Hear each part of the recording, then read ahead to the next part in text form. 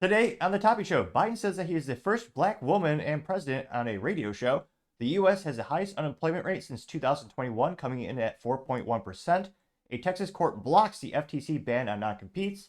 Sachs to buy Neiman Marcus for $2.65 billion. Stellantis U.S. sales are down at 21%. Pro-Palestinian protesters burn a USA flag on 4th of July. A mother leaves a 16-month-old child in a car for 5 hours while gambling, and a baby noisemaker is having nearly 1 million units recalled. All of that and much, much more on The Topping Show.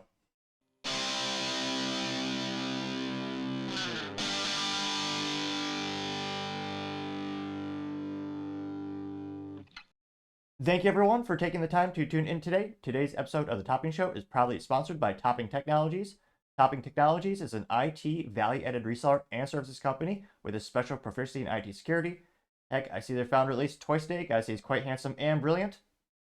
He's me, you see, that's the joke. If you're an IT leader or business owner, you can reach out to the team at sales@toppingtechnologies.com. Also, still giving away a free 50 caliber musket or flintlock pistol with every IT purchase. Go to toppingtechnologies.com to learn more. Lastly, trying to get to 4,000 subscribers by the end of the month. So if you could click that button and tell your friends, I would greatly appreciate it. Now, going over to the business part of the podcast, you have Sachs to buy Neiman Marcus for $2.65 billion with some tech friends chipping in. Now, this is brought to us, interestingly enough, by Elena Smith over at Neiman NPR. They say, quote, luxury department store Sachs to buy Neiman Marcus and Amazon gets a stake. Also, interestingly enough, Salesforce, which, I mean, most people know for being probably the most successful software as a service for CRM or customer relationship management software.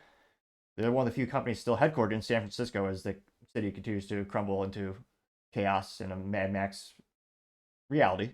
Now, they say, quote, luxury retailers making a high-end purchase, Saks Fifth Avenue parent company is buying Neiman Marcus in the merger that would create a dominant upscale department store in the U.S. Now, it looks like the owner's name is not quite as interesting as Saks, of course. The owner's name is HBC. They are the owner of Saks, and as well as the Canadian chain Hudson's Bay, which, if you ever want to go down the rabbit hole of business history, that company used to dominate the retail industry, but they've consolidated much since. Now, they also say that Amazon will take a stake in the new combined company, slated to provide technology and logistics part of the deal. Another tech partner, Salesforce, will also be a minority shareholder. The head of Saks.com, Mark Metrick, will run the new combined firm, Saks Global, which now is very interesting that Amazon is going to chip in tech. Now, granted, everything is in the cloud these days, so it makes sense that they would use AWS or Amazon Web Services for their technology. But in terms of their logistics, and obviously Amazon nowadays has unprecedented logistics capabilities for the actual moving of products. I'm pretty surprised because, again, the whole business model of these stores traditionally, they focus on ultra wealthy folks who traditionally would go into the brick and mortar stores, about the quality over quantity. They had less than 100 stores in the U.S. between these two companies, so it's interesting that they want to try to pivot more to online. Now, granted, a lot of people say e-commerce is the future, and again, it is one of the biggest mechanisms for selling products these days, of course. But I mean, you're also talking about Neiman Marcus, which last time I saw their website, just the novelty, I looked at it, and it's also a Texas-based company, so I like to keep abreast of things like that. I mean, they're selling, what is it, a $6,500 alligator umbrella, which I can't fathom having so much capital or so much money you would actually buy that. I mean, it's, to me, it's unfathomable, but I understand someone might, because again, it's designed to get wet, and to me, that's out of the realm of comprehension in terms of a waste of money, to me. But again, that's something where maybe they do just want to go online and click a button and have it shipped to their door. So to me, that was interesting. You're going to lean more into the logistics part. Now, in terms of Salesforce, I suspect that'll be leveraging them for their tech, of course, so they can keep track of customer data, more effectively market to them. I can't help but think, I don't know if Salesforce has much of an upside in the situation, though. I guess it's a good reference case or a use case. Now, they say that Saks and Neiman Marcus have long weighed the idea of combining forces to confront a changing market. Neiman was the first department store to topple into bankruptcy at the start of the pandemic, later emerging under new investment firm owners. Both chains are facing pressure, particularly from luxury brands that are increasingly flexing their muscles over department stores, connecting with shoppers directly, and opening other retail locations. HBC CEO Richard Baker said, quote, "For years, many in the industry have anticipated this transaction. This is an exciting time in luxury retail, with technological advancements creating new opportunities to redefine the customer experience." They also have a plan that they will use artificial intelligence to create personalized shopping experience online and in stores. Interesting. They say that. Here we go. The merger is likely to face tough scrutiny from the federal regulators, who recently sued to block several high-profile deals between market leaders. That includes mergers of top grocery chains Kroger and Albertsons, as well as another luxury merger, Tapestry, which owns Coach, Katie Spade Bags. They wanted to buy Capri Holdings, which owns Versace and Michael Kors. Not the beer, just to specify, it's not that Kors. Now, they also know that, again, in this case, I don't know if government's really going to care, because, again, look at the footprint of these locations. They say Saks Fifth Avenue has 39 stores across North America, plus numerous off-price stores called Saks Fifth Avenue. Neiman Marcus has 36 stores, plus 2 Berghoff Goodman locations. So, pretty small footprint, relatively speaking, for retail. Now, granted, with grocery stores, I think with that, there's much less competition in general, and that impacts a lot of people. In terms of this much more niche market, again, I'm not a gambling man by any means. It would be interesting to see if the government tries to shoot it down or block it. But yeah, you have these more and more people shifting their buying preferences. Again, I mean, to me, these companies have been the butt of a lot of jokes for selling, overly priced, expensive products, which again are appreciated by some folks, and they do use higher quality materials. So I can appreciate some of that stuff. However, with consumer preferences changing more and more, could they I mean, they've gone bankrupt once already for Neiman Marcus specifically, and after that bankruptcy, they said that I think they said their average customer profile, they were starting to shift even more upscale to be like, they wanted their medium salary of someone who shopped there to be like 1.2 million or higher.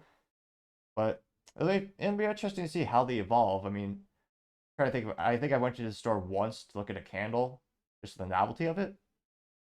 But let me know in the comments. When's the last time you actually shopped there? Do you know anyone who shops there?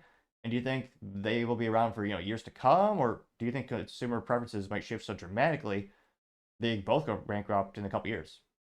Let me know in the comments. As always, be fascinated to hear what you have to say.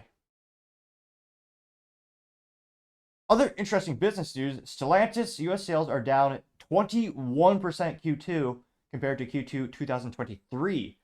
Also known as terrible. Now, in the U.S., Stellantis, for those who aren't gearheads or, have never heard of that weird name before, that is a new parent company, European-based, that owns U.S. entities such as Chrysler, Jeep, Dodge.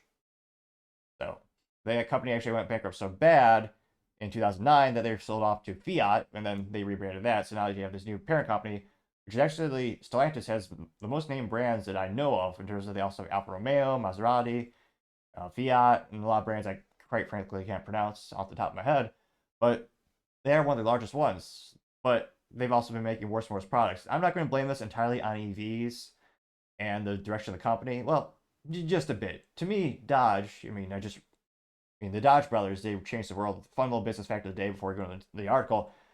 One of the very first Ford vehicles that were made, they were just made by Dodge. Dodge was the OEM. They made everything except, I believe, the tires were Firestone, the glass was someone else, and the seats, get the subcontractors for those. But yeah, Dodge had a rich history of manufacturing. Then Chrysler bought Dodge, and Chrysler, they had some cool stuff throughout the years. The V10 Viper, of course, that only came with stick shift. That was, of course, how all cars should be by default. And the CEO of Dodge used to be so proud about making big displacement, a lot of horsepower for a great price point. They made some of the best Hemi. Oh, they own the word Hemi as well, not just the design, but it's one of the best brands out there. And they said, we don't care what the industry is doing, we're going to make good old V8s for everyone. And then the U.S. government kept kneecapping the automotive companies, and now they're acquiescing, making smaller, more boring cars, at least to me. Now, Dodge, specifically, they used to make a lot of money, or they do pretty well with the Charger and Challenger. And they recently said, in the same production, instead of having a good old V8, now you're going to get an EV. Or a straight 6. Which, again, a straight 6 is appropriate for a BMW. They've been doing that for years. And they also have the courtesy of giving you 3 pedals in list to the customers. But Dodge, not so much. Now, going to the actual article from the Detroit Free Press is from Eric Lawrence. They say, quote, Stellantis U.S. sales are down 21% in the second quarter compared to a year earlier. Now, Looks like they also, oh yeah, I forgot. Yeah, they do have some fiat presence in the United States. Now it said that the U.S. sales for the second quarter came in at 344,993, which, yeah, that's not good. That's totally, last quarter, or same quarter last year was 34,648, which, yeah, it's down quite a bit. Not so great for Stellantis. Now, they say that Detroit rivals General Motors, by contrast, reported a slight gain in U.S. sales for the fiscal quarter, up 0.6%, coming in at 696,086 vehicles. Ford is scheduled to report their sales later a couple of days.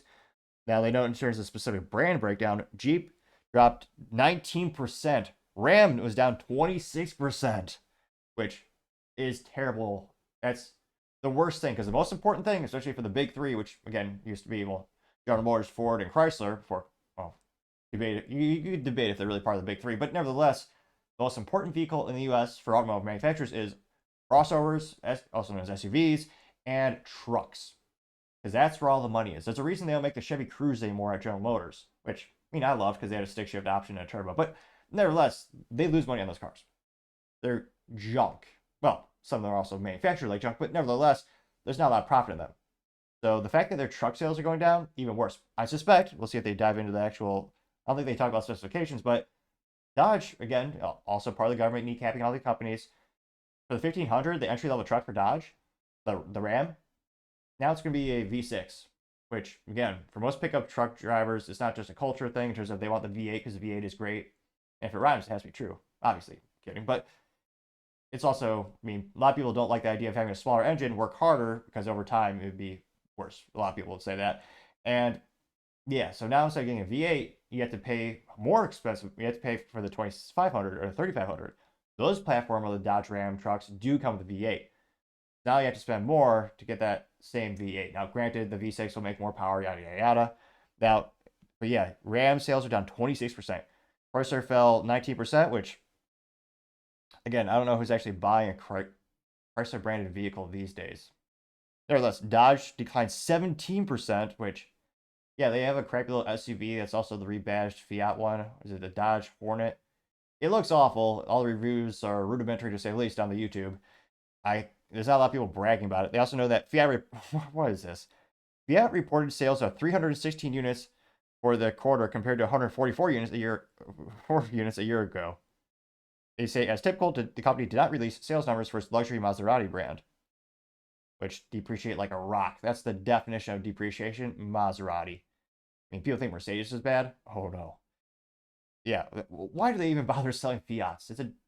Also, they're not known for being reliable. I know that, was it the Fiat 500 Abarth? I know they had a cool, fun stick shift one that one of my friends really liked. But yeah, they sold 316 Fiats in Q2, which I think I've seen once or twice. Now, granted, you could also make the argument a lot of the modern Jeeps are just bastardized Fiats with extra pieces of plastic that say Jeep on it. Yeah, that's true as well. That's partially why I think it's not doing so great. They say that, quote, one bright spot was the increase in sales for a couple of its more expensive, profitable models, the Jeep Wagoneer and Grand Wagoneer, which, again, that's good. Those are much more profitable than the lower ones. Stellantis also continued to note its strength in plug-in hybrid models, citing the S&P Global Mobility U.S. State Registration Database through April 30th, said that the Jeep Wrangler 4xe and Jeep Grand Cherokee 4xe, I believe that's the Elizabeth Warren edition. They also have the Dodge Hornet RT and Chrysler Pacifica hybrids held their ranking as four of the top 5 best-selling plug-in hybrids in the U.S. And yet their sales are still down. So we'll see how long can they keep making these vehicles and still make a profit. Yeah, I'm not sure who's in charge of the Dodge brand in particular, but again, I have a lot of friends who used to love Dodge trucks, especially, I think, what was it, 2016, 2015, 5 or 6 years ago. A couple of my friends bought them. Now there's like one guy on the block who has a Dodge truck that's new. And when I say new, he got the 2023 model. It was the last model year where the 1500 came with the V8. And he specifically wanted it because, again, he wanted a 1500 with a V8. Again, anecdotally speaking, there's like 30, was it, maybe 20 people on my block? Or just look down the street. A lot of GMCs, a lot of Silverados, and a lot of F-150s. But yeah, it's again, it's even the competition isn't growing exponentially. Again, they said, GM was up like 0.6%.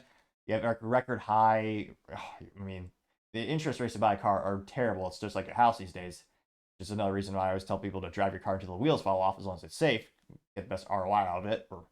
But yeah, so there's a lot of things going against automotive companies these days, but Stellantis in particular, I mean, they've always been the run to the litter, so to say, for decades.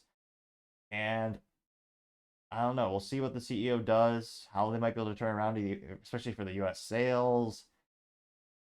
But yeah, I don't know anyone bragging about buying a Dodge these days. I think they need, well, there's definitely a culture thing and need some more marketing to be sure. But not too surprised to see their sales crash 21% compared to the same fiscal quarter last year.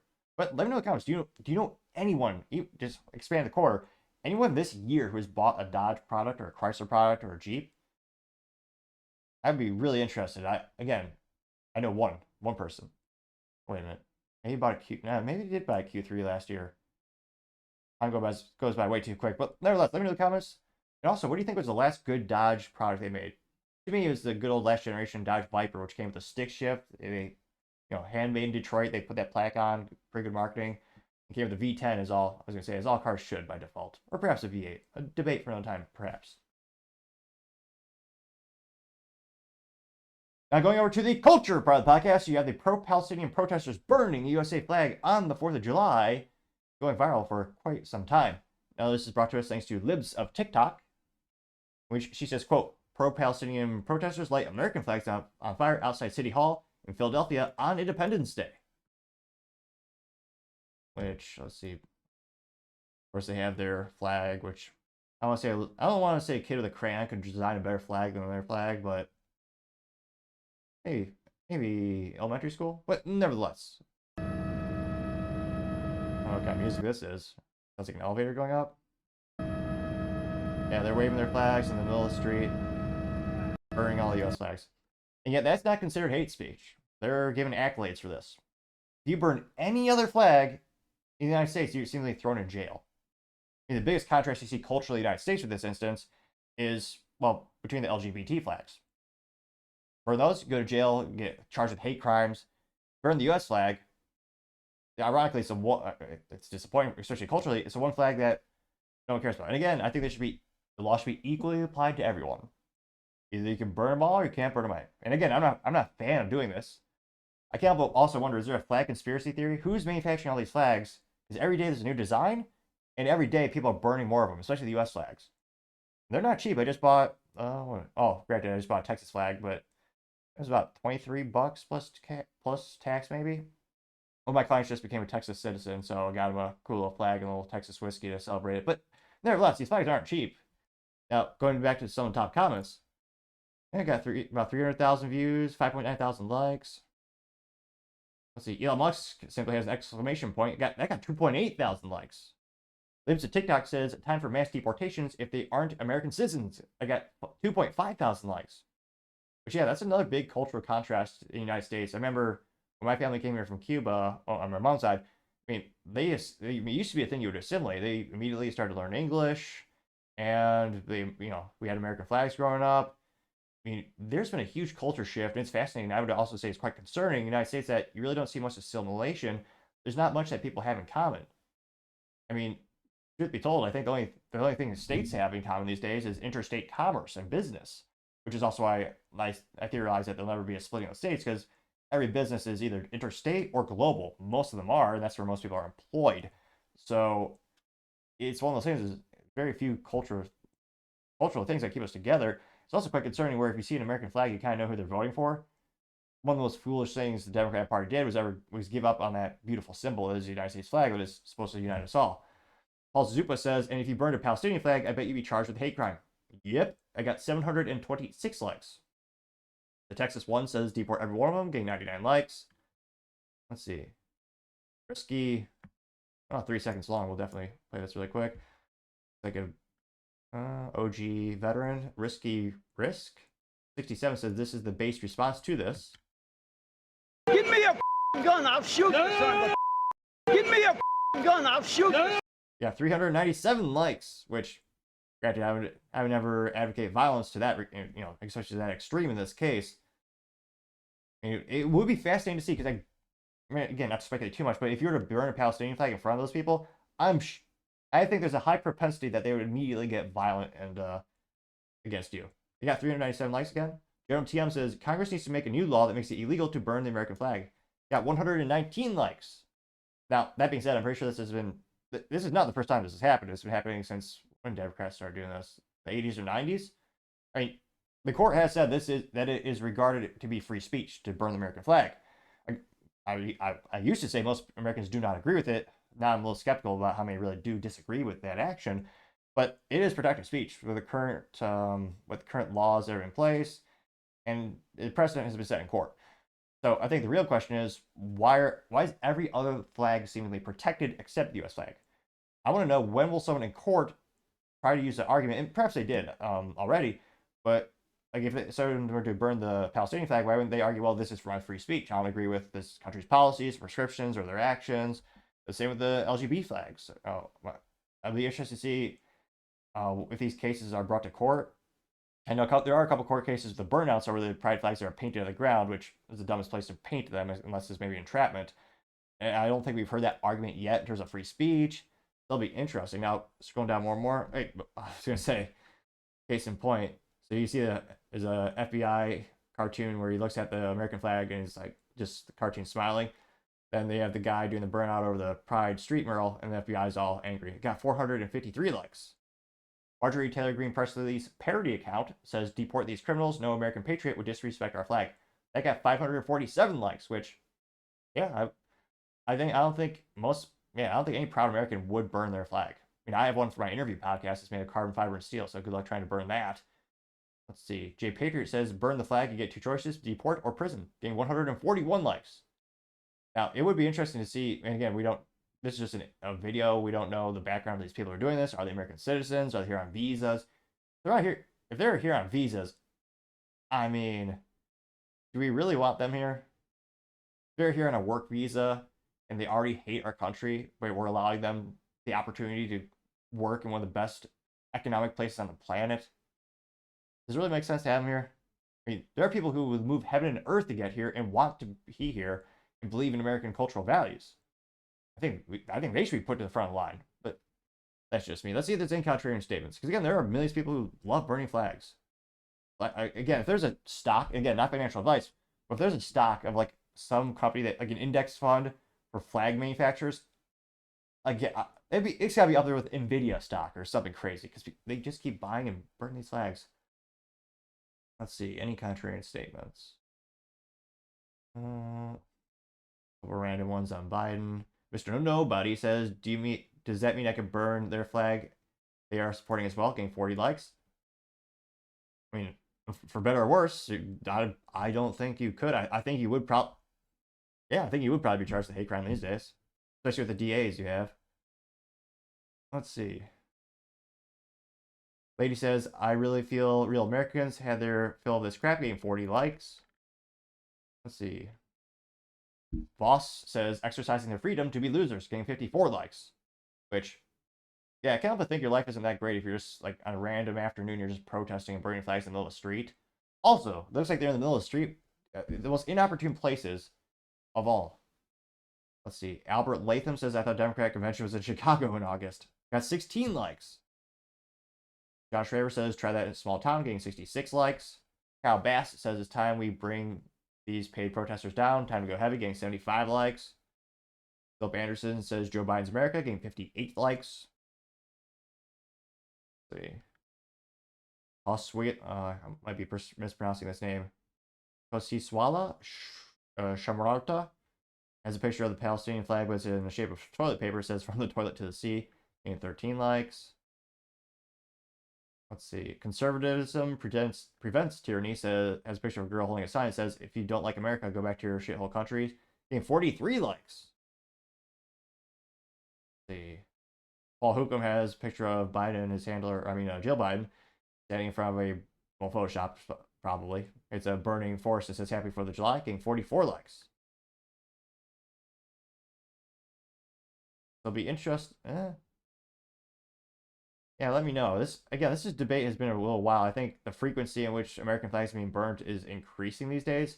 mean, I remember when I was a kid, back in my day, the 90s, like, maybe it was just rose-tinted glasses, but I think it happened like once a year as a big news story, and it's very controversial. We have very similar debates on, if it's appropriate versus legality, and culturally speaking. But yeah, it is quite saddening that more and more people seem to be proud and are burning the American flag while praising other flags, and yet still getting the benefits of living here. Let me in the comments, do you think they should be deported? Do you think they should be fined? Should we have one standard for all flags, or do we have carve-outs? Because it certainly doesn't seem like the law is being equally applied as well. Let me know in the comments. As always, I'd be fascinated to hear what you have to say. Other interesting cultural news, you have a mom leaving a 16-month child in a car for over 5 hours while she goes into a casino. Now, thankfully the child seems to be okay. That's the silver lining of the situation. Now, this is brought to us thanks to Colin Rugg over on X Twitter. It says, quote, new, woman leaves 16-month-old child in her car alone for 5 hours while she gambled in a casino in Oklahoma. Mother, I should use quotation marks, I don't think she's a mother in name only, I would argue. The mother, Daisy Yeager, was seen having a panic attack after police confronted her for abandoning her child. Yeager claimed she had only been inside the casino for 20 minutes, but surveillance showed that shows her getting into the Hard Rock Casino at 9:30 a.m. The child was not found until 3 p.m. Police arrested Yeager, who was charged with child neglect. The baby is currently in the care of child welfare. And thankfully there's nothing, you don't see any visual injuries in the video. So the video is not, I guess, repulsive on its face, but morally it's disgusting. And it's about 2.5 minutes, and let's see her futile attempts to justify this. And for alert, she's wearing a black nursing outfit. Granted, of course, she's not wearing a suit, as all men should. Nevertheless, maybe a dress, but we'll go ahead and see what she has to say. I'm stop right here. She did move with a disproportionate amount of speed relative to her weight. I was a little concerned for the safety of others. You're ready real quick. Mom. Why are we leaving a baby in the car? I went to go find his dad. Why are we leaving an infant in the car? I went to go find his dad. This is stuff I put people in prison for. Why are we leaving an infant in the I car? was literally out. I'm not interested. I want to know why. Yeah, going to find dad. Have you not heard of a text message? I know some casinos don't allow you to use phones at, like, if you're at the blackjack table or something in certain circumstances, but I'm not buying that excuse. You left your child in the I had car. to go find his dad. My phone was. So it's okay to leave that baby. No, I didn't say go over there. Unlock the car for us. Unlock the car. You said her phone was broken or something? You don't have a friend? You don't have a I don't know about that. Stop. Unlock the car. We need to make sure this kid is okay. It's open. I'm a nurse. That's adding insult to injury. You're allegedly a nurse? Again, I'm no nurse practitioner by any means necessary, but I'm pretty sure you should have a rudimentary understanding of heat exchange and leaving kids in cars. Is that kid okay? Okay. You got your ID on you. We know how long. Of course, the good man that's saving her is in a suit. Coincidentally, it is you can tell by the key fob, it's a Nissan. Mm-hmm. Yeah, she pulled in at 8 a.m. this morning? No, I didn't leave him in there the whole time. Well, let's go over here to this white car right here and let's talk. Guys, can I just see him for a second? I had him. He's right here and he's okay. Can I explain something to you? What? I had him at 25 weeks. Okay. Literally, the child is still so young, it's in a child protective seat, or I forget what you call the child carrier. Yeah, check on your kid. That's fine. Baba? All right, so we got the car and all the other stuff. But He was here, but he wasn't in the car by himself. Oh, God. That's Madison. let's go here to this white truck and talk for a minute. Okay. Right here's good. This one right here. Okay. Where are you coming from? From what? Thank you. Coming from where? Where's work at? Bailey in Owasso. Okay. How did you get? He had my car. They had your car, but how long did this all take you? He hasn't been here the whole time. His dad brought him. When did it I don't know. That's why I was trying to find him. you get here? He brought my car this morning. I was at work. Okay. What time did you get off work? 7. 11? 7. 7 this morning? Yes. So how did you get here? He picked me up Yeah, you've been here with him. with the baby, yes. And then I tried to go in there and find him, but I don't know where he's at. No, it's not. Okay. No, Guys, I would never do anything to hurt him. I spent 7 months in the ICU with him. How long has he been out here by himself? Now, one of the silver linings of casinos is that they have more cameras than Fort Knox or the White House. Well, granted, that's not saying much. The Secret Service couldn't find cocaine when it miraculously or just magically got in there. But nevertheless, yeah, if she was really only in there for a minute or two, they would be able to prove it in a New York minute. Again, the technology behind casinos is a marvel in and of itself. The surveillance is top notch. They probably record more video data in a day than most video production companies do in a year. We're talking hundreds of cameras. It's insane. So it will be very easy for the courts to get proof of, was she in the casino for the whole time? Was she just sitting at a slot machine? And yeah, quite morally vacuous, mentally vacuous. And again, I do understand someone might say gambling addiction is a real thing, which it is, but there's nothing more important than your kids. And the fact that, again, maybe we need to say allegedly. So again, it looks like they have arrested her. She's being charged with child neglect.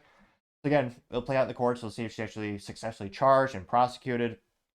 If they have the appropriate data to back it up. But yeah, we're seeing this quite heartbreaking and disgusting. We see the increase in frequency in the United States with this happening, where a parent just leaves the kid in the car for hours. There are even some examples where the parent apparently forgets the kid in the car, and the child actually passes away because of the parents' ineptitudes. And a lot of people are speculating maybe the parents are just purposely doing it because they're evil, or obviously they're evil no matter what. It is ridiculous. It's gotten to the point where there's some car manufacturers talking about maybe even having an extra warning. As in, like, they send a notification to your phone, like, did you forget your kid there? Like, that's how much of a culture we've crumbled in the United States. Maybe, did this happen 50, 60 years ago? I mean, you have, granted, some people, maybe you're arguing they have more distractions these days. I don't know, but it is, culturally speaking, it's disgusting. This is happening more and more and more. It's hard to tell what's worse. Are these people, debate in and of itself. These people are either morons, and that's the lightest word I could comprehend to think of calling them, or they're evil. Stupid or evil, take it the piss. But yeah, for how many hours is that? Literally over 5 hours. You don't think you're a kid? Ridiculous. One of the top comments comes from Redway Press saying, lock her up for attempted murder. The baby could have easily died. Some people just shouldn't be mothers. They got 2.3 thousand likes. Colorado responded saying 5 hours alone for a baby in the car is insane. Thank goodness this didn't end worse. Getting 1.1 thousand likes. Nick Sorter says she's an awful actor or actress. She couldn't care less about the child. Obviously, she just needed to get hysterical for the police. Leave her in jail. Got 1.4 thousand likes. Arthur Eagleman says remove the kid, lock her up, period. Getting 170 likes. Well, this is a Thomas Sowell quote, so I gotta read this one. This is from Perkles the Great. Said, mother went into the casino to gamble while leaving her child in the car for 5 hours. Who thinks we need to go back to teaching traditional values and character? Thomas Sowell says, you cannot subsidize irresponsibility and expect people to become responsible. Yep, that's a great quote. Got 299 likes, which is also, I think, one of the reasons why you have people perpetually on government subsidies and handouts. It's not helping, it's just enabling. See here. Mike Spiralaza says some people should not procreate and we should stop making excuses for them. Getting 206 likes. Paul Suzupa says she's in big trouble. It'll be easy to investigate to see if she's done this before. If it turns out there to be a case, she might lose custody and face jail time. Gambling is also a drug. Got 145 likes. Gizmo says the fact she's a nurse is equally concerning. Getting 298 likes, which, yeah, that's even more insult to injury. You're supposed to be a health expert or have a rudimentary knowledge of the human body and how they function. You didn't think, well, a kid again, the windows up. Yeah, ridiculous. Junita Broderick says the poor baby is lucky to survive. I hope she never has custody of that baby again. Getting 543 likes. Scrolling down more and more. Let's see. Interesting infographic. Birch says, take the child away from the mother and don't look back. You will probably be doing the child a favor and saving her life. And I'm not seeing, I don't see a source for this infographic, but this infographic claims, has a picture of a car that, again, I'm no artist, but it's like modern art with a kid in the backseat. But nevertheless, you get the idea of what it's trying to communicate. It says, baby and toddlers are most at risk for dying if left in a locked car. For hot car, it says 0 to 12 months, 31%. 1-year-old, 23%. 2-year-old, 20%. 3-year-old, 13%. 4-year-old, 6%. 5-year-old to 14-year-old, 7%. It says child deaths as a result of varicular hyperthermia by age. Got 63 likes. Let's see. Is anyone trying to, let's see. Anyone trying to stick up for her? Because again, some people will. It's like, oh, she was overwhelmed with work. She just got distracted. People get busy. There's usually one of those cliche comments in here, but I'm not seeing it. Pretty much everyone is in, let's see here. A lot of people talking about Las Vegas heat, Oklahoma heat, and all that. Yeah. Yeah. I think she got ratio. Not a single person going to stick up for this quote-unquote mother. A lot of people saying, a lot of remarks to the effect of some people should not be parents. Yep. A lot of people are saying leave her in the car, which, I mean, she would lose a lot of water weight. That would probably, yeah, I don't know if it'd end well if we left the quote-unquote mother in the car. Yeah. So thankfully the kid was okay, but this was trending on social media, and yeah, it's quite sad to see this increasing in frequency. And hopefully there's some lessons learned. Maybe someone will learn about, see this video, or they'll hear about your friend to a friend and pay more attention to their kids. Hopefully, let me know in the comments. Do you think she should be, again, if she's proven guilty in court, should the consequence be?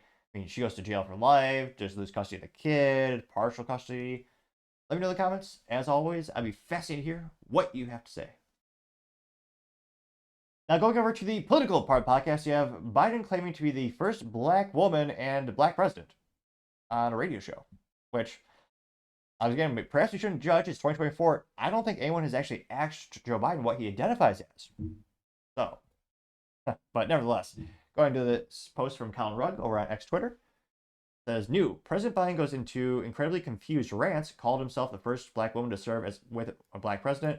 He also called himself the first president to get elected statewide in the state of Delaware when I was a kid.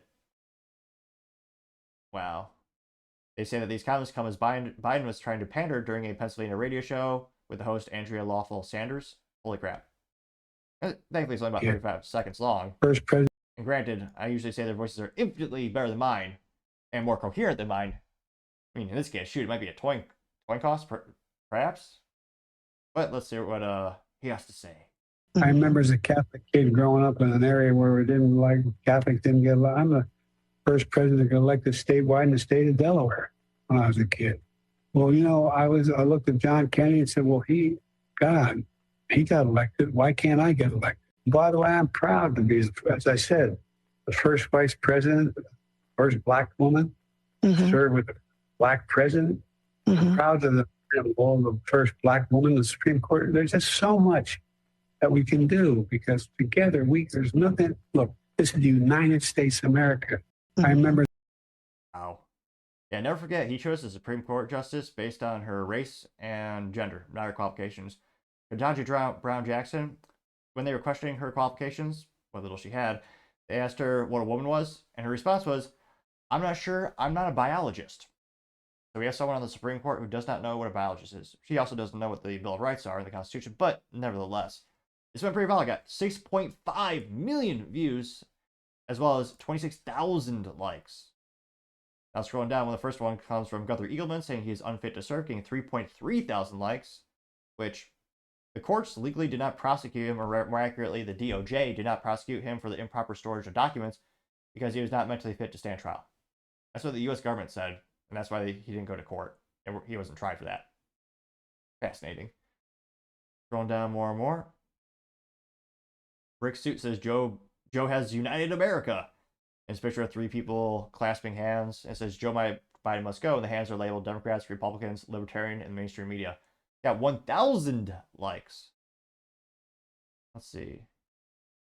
Paul Zupa says anyone denying Joe Biden's cognitive decline at this point is suffering from their own cognitive decline. 1.4 thousand likes. The Texas one says he's fine. And I think it's the video where Biden tries to shake the hand of no one. On stage, yep. Jesus, people say I'm awkward. So Biden's on stage, and he puts out his hand to shake, and there's no one there. And he looks around, he still tries to shake the hand. With half the comments being he's, shaking his voter's hand. But nevertheless, that got 256 likes. Rich Mooney says, one can grasp that what Joe is trying to say, but it's so disjointed, it's like his brain is skipping around or shutting on and off while he speaks. Quote, unquote. It got 238 likes.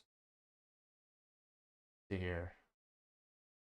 Sassafras 84 says, we are an embarrassment. We need to retire him. Then we are stuck with Kamala toes until Trump is reelected.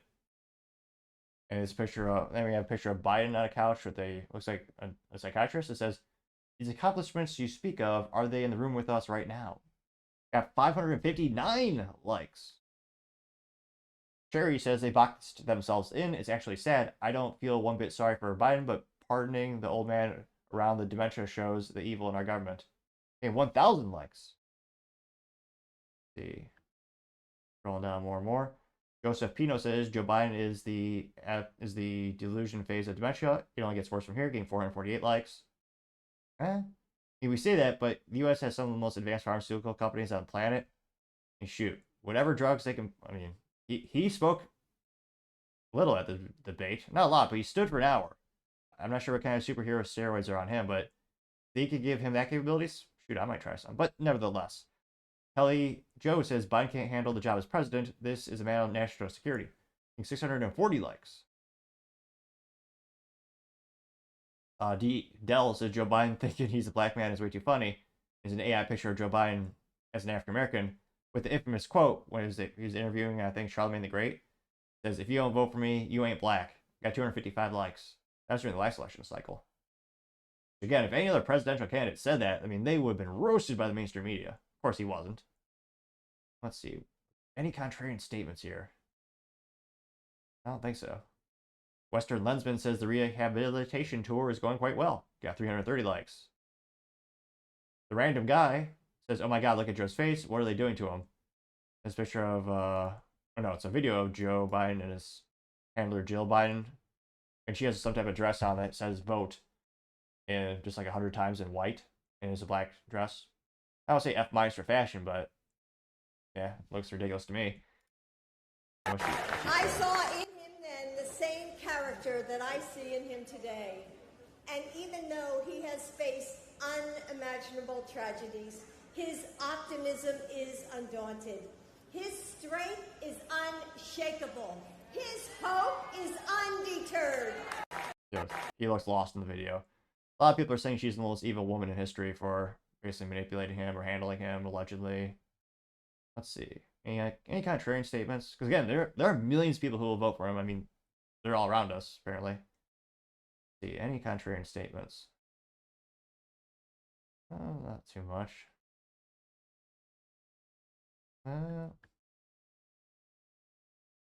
There's a new acronym. So someone took the Biden name. They have it as brain dead idiot destroying entire nation. That got 87 likes. That was from Deep Blue Crypto, which I'm surprised that hasn't been done before. Let's see here. We also have Josita Carasano, and she says, in all fairness, he only recently changed his profile picture background photo today, so he was still thinking about the whole gay pride thing on top of that, and it was after 4 p.m. in his defense. Yeah, during 4th of July, when Biden actually tweeted about 4th of July, which I was surprised happened, and his background on the X Twitter was still all about Pride Month, which again was last month, so it never truly ends. And he was roasted. Libs TikTok actually got him to change the profile picture or the background picture, so it said, Happy 4th of July, Happy Independence Day. Just one would think they'd be on top of that, but nevertheless. That comment got 43 likes. They're not doing great. And yeah, this just kind of fuels the lack of confidence, and the cognitive decline is, I think, for most people becoming more and more apparent. And again, people will vote for, I mean, there are a lot of people left and right who will vote party line. So it'll be interesting to see how much of an impact it really has at the end of the day. But I think a couple more people in the middle, a couple more libertarians kind of wake up to the fact of, dear God, he has no idea what he's saying. But let me know in the comments what your thoughts are. As always, be fascinating to hear what you have to say.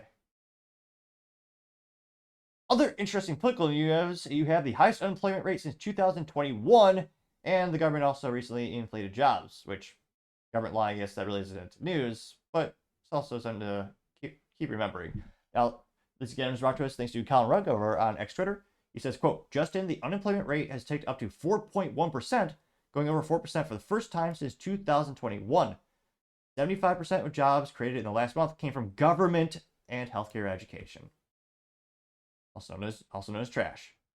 It says May jobs were revised from 272,000 to 218,000. April jobs were revised from 165,000 to 108,000. Black and Asian unemployment rates increased. Full-time employment in June actually decreased by 28,000 workers. Part-time employment went up by 50,000 workers.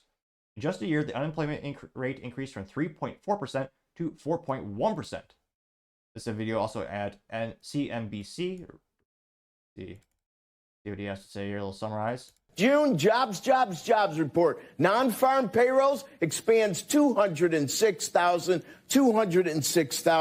And that, of course, is benchmarked against the rearview mirror, which right now is going to be revised. Minus 111,000 is the 2-month revision. And if we look at the unemployment rate, he nailed it. Our buddy nailed it up 0.1% from 4% to 4.1%. 4.1% is the hottest, and we have to go back a ways. Last time we were at 4.1 was November of 21. So you have to go back now to October of 21 to find a higher rate, which was 4.5. 74% of the jobs came from government and health. So the government's just playing the numbers.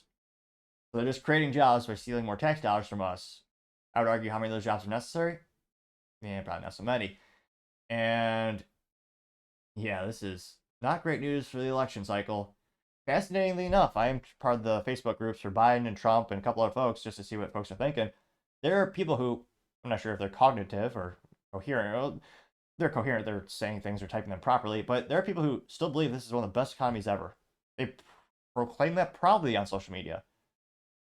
I can't fathom, unless they're a defense contractor, I can't see what industry is doing great right now, because it seems like every business I know, pretty much everyone I know, is struggling these days.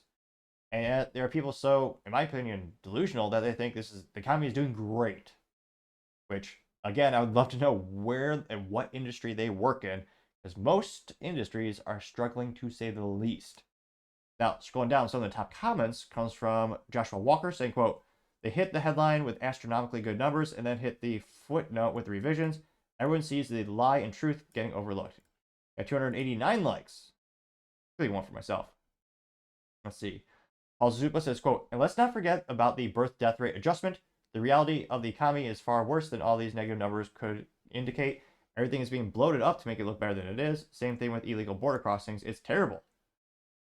Here's a monthly payroll versus birth rate adjustment. There's 2.6 million payrolls added in the last 12 months, half of which were from birth rate adjustment. I got 51 likes. Arthur Eagleman says, quote, our government lies about everything, getting 576 likes, which, yeah. Planet of Memes did not respond in meme forms, a little disappointed, but nevertheless, this alleged Planet of Memes says, full-time work taking a hit again, getting 8 likes. Let's see here. Brick Suit says these are not revisions, they are entirely new numbers. 272,000 down to 218,000, 165,000 down to 108,000. In both cases, the initial number is so far off, it's worthless. Got 172 likes. ZNO says last year's wasn't any better. Never take the Biden admin's numbers to be face value. Got 39 likes. The Salty Goat says, so they finally caught up. Going back and changing the numbers is actually way higher, but they changed the way they wanted to report it. 61 likes. Let's see. Pismo says, since June 2023, the U.S. has added 1.8 million part-time jobs and lost 1.6 million full-time jobs. Bidenomics, unquote. I got 12 likes. A lot of infographics. Sassfrass84 says, Bidenomics in action. I'm so tired of the gaslighting of the Biden administration does. How does anyone still believe this is beyond me? Getting 80 likes, which, man, I should really try to maybe incorporate an interview part of the show where I interview some of those folks. Because, again, there are people who think the economy is doing great. They think inflation is not bad at all. There's actually someone in Twitter Spaces that said they thought their groceries were the same price as 4 years ago. I don't know where they live. They claim to be in the United States. I forget what state they were in according to their X-Twitter profile. But yeah, there are people who they do think the economy is doing great and they think inflation is not bad. Let's see here. Red Wave Press says, I'll be curious to see how the Biden administration spins this to try to make themselves look good. The economy is in a scary place right now. We could be headed towards a massive recession in 2025. Getting 38 likes. Let's also not forget that the U.S. petrodollar is now dead with the agreement with Saudi Arabia, apparently. And yeah, we have high interest rates and inflation. Yeah, I'm not sure what it's going to take to get better. Going down more and more. Let's see here. Yeah, again, thing gets me, 74% of the jobs came from government. It isn't creating jobs, it's just stealing tax dollars to make mostly bureaucratic junk. This will be, yeah, I believe this is going to be one of the top 5 topics when it comes to the election this year. You know, it's a cliche to say. I mean, what was it? There's a famous political quote where he says, "Is the economy stupid?" Which, yes, it is very much so. I wish more people realize these jobs that we created, a lot of them are government jobs. They're not the private sector. And again, to create value, you need the private sector to actually do things, create new services, new products, and ideals. So let me know, and again, do you know anyone who thinks legitimately that the economy is doing great, there's not bad inflation, jobs are doing great? I've seen them on social media. I've never met them in real life. But let me know in the comments. As always, I'd be fascinated to hear what you have to say. Other interesting political news, you have the Texas court blocking the FTC's ban on non-competes. This was brought to us thanks to Engadget. Maria Moon is a writer over there. They say, quote, Texas court blocks the FTC's ban on non-compete agreements, is sided with the plaintiffs in a lawsuit seeking to get the rule struck down before it's implemented. Pull up the actual soup to nuts verbiage here. They say that the Federal Trade Commission's ban on non-compete agreements was supposed to take into effect September 4th, but a Texas court has postponed its implementation by siding with the plaintiffs in a lawsuit that seeks to block the rule. Back in April, the FTC banned non-competes, which have been widely used in the tech industry for years. To drive, they say, quote, to drive innovation and protect workers' rights, a lot of companies are unsurprisingly unhappy with this ruling. Dallas Tax Services Ryan LLC sued the FTC hours after the announcement. The U.S. Chamber of Commerce and other government businesses eventually joined the lawsuit. FTC Chair Lena Khan said, quote, non-compete clauses keep wages low, suppress new ideas, and rob the country of dynamicism. Which, no, it doesn't. But nevertheless, she says, quote, they prevent employees from moving from one company to another, from building businesses of their own in the same industry, or so they may be stuck working for the job with a lower pay or an environment they don't like. But the Chamber of Commerce Chief Counsel Darnell Josier called the ban an attempt by the government to micromanage businesses' decisions in a statement sent to Bloomberg. They quote, the FTC's blanket ban on non-competes is an unlawful power grab that defies the agency's constitutional and statutory authority and sets a dangerous precedent where the government knows better than the markets. Which, I have yet to find a single example of the government doing anything more effectively or intelligently than the private sector. Leave a note in the comments if you have. Now, the FTC disagrees with the NPR, saying its authority is supported by both the statute and precedent. U.S. District Court Judge Ada Brown, an appointee of former President Donald Trump, wrote in her decision that, quote, in text, structure, and history of the FTC Act reveal that the FTC's lack of substantial rulemaking authority with respect to unfair methods of competition. Brown also, quote, unquote, Brown also said that the plaintiffs were, quote, likely to succeed in getting the rule struck down and that it's in the public's best interest to grant the plaintiff's motion for a preliminary injunction. The judge added that the court will make a decision on the ultimate merits of the action on or before August 30th. Which, yeah, there's going to be mass disruption. And I don't see this. yeah, it'll be interesting. At the end of the day, will it actually be upheld? But yeah, a lot of companies can be very disadvantageous. I mean, it's also one of the things where you have the employee and the employer both agree to this statement. They both agree to the non-compete. It says more often than not, it's an onboarding process of becoming an employee, especially where you have heavy trade secrets at companies, either with technology that you're manufacturing or creating, or procedures and techniques. At the end of the day, I mean, so many companies would be hard pressed. Yeah. At the end of the day, I think a non-compete will still remain legal in the United States. Because so security concerns, there's business concerns. And again, no one's forced to be in them. It's all voluntary agreement. I think at the end of the day, that'll probably be one of the biggest pivot points, or rather one of the biggest notes that they bring up during the arguments. Again, if you don't want to work in a company, you don't want to sign a non-compete, you don't have to. No one's forcing you to. But let me know in the comments. I know it's especially prevalent in tech industries, but although Ryan LLC is a tax preparation company.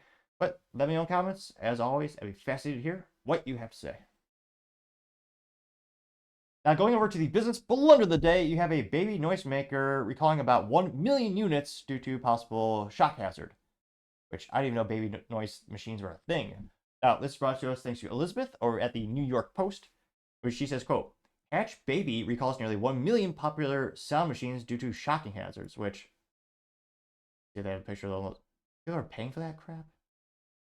It looks like a glorified air purifier, like a humidifier. And they say, quote, Hatch Baby, a popular brand among new parents, has recalled nearly 1 million power adapters with its Rest 1 generation sound machines because some of the items pose a shocking hazard. So I didn't know that was a thing. Did you know about that? It's a sound machine. Is a nightlight not good enough? Or do they have those? Granted, I think back in the day, there were incandescent light bulbs, which made more of a noise. LEDs don't make too much noise. Yeah, a sound machine? People have it way too easy in America these days. They say quote, the company said that the plastic housing surrounding the AC power adapter for certain sound machines can come off when unplugging the item from the wall, quote, leaving the power prongs exposed and posing a shock hazard to consumers. The recall impacts approximately 19,400 units sold in America and 44,352 sold in Canada with the serial number of CYAP05 and 050100U. Very inspiring model names, to say the least. Maybe is a subsidiary of BMW. But nevertheless, they say the model number 1.0 amps, Jingsong Shenyang Electric Co., Ltd., and made in China were printed in black near the adapter's prongs. Affected power adapters have a white rectangular plastic housing that plugs directly into an outlet and were not sold separately. The recall comes after the company received 19 reports about the faulty housing on the power adapters, including 2 reports from the consumers who experienced minor electric shock. I have a little picture of that there. The sound machines are sold at Hatch.co and on Amazon, as well as in stores such as Bye Bye Baby, Target, Walmart, Nordstrom, Pottery Barn Kids, and Best Buy between January 2019 and September 2022. The items were retailed for, geez, who the heck is paying for this? The items were retailed for $60 to $70 in the aftermarket stores during that time period. On Amazon, they're priced from $60 to $200 from January 19th to May 2024. Are parents really buying this? I'm not saying that would fund the kids' college fund, or even if college degree is necessary these days for most things. But yeah, geez, $200 for a little machine that makes noises. You just put the crib in the room next to the laundry room, and you hear the washing machine make noise. Like, I can't fathom spending money on just a thing that makes random noises. I would suppose parents have Bluetooth speakers you just put on a shelf or something, but nevertheless. They say that Hatch asked that those with the impacted power adapters stop using them immediately and contact the company for a free replacement. Consumers will be required to cut the cord on the power adapter, take a picture of that cut cord while showing the model number, and upload the picture to Hatch's website under the adapter recall page, also along with their name and mailing address. The CPSC also said Hatch is contacting all registered owners directly, which, yeah, again, I don't know who that... It's unfathomable to me that people are actually buying these, but, I mean, thankfully for the company in terms of the logistics and cost, this is just the adapter, not the main product. So they're not quite as screwed as they could have been.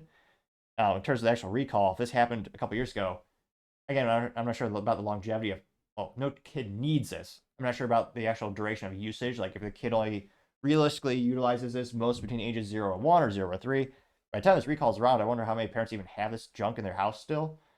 But again, thankfully, they got ahead of this. No one got dreadfully, no one got detrimentally hurt. So silver lining is there, of course. And just from what I read, it seems to be just like a nuisance in terms of, they get a little shock. So granted, things could have been much worse. But still, when it comes to stuff, especially baby-related and kid-related, you just have to be ultra careful. You have to have some extra quality assurance, which some days I question if they even have those departments that some of these companies we cover in the business blunder of the day. But especially the kids where they're going to be tugging around the cords and playing around with crap they're not supposed to. Yeah, definitely should have kind of seen this coming. So, gotta say, Hush Baby in this sound-making device, that is certainly the business blunder of the day. Thank you, everyone, for taking the time to tune in. Again, trying to get to 4,000 subscribers by the end of the month. So if you could click that button, I would greatly appreciate it. Also, leaving a thumbs up, thumbs down, or comment is a great way to give me some additional feedback, letting me know I can make the show better and better. Lastly, don't forget to take the time to tell your family, tell your friends, tell your coworkers, heck, tell your enemies, tell anyone and everyone. Just stay safe, fight the good fight.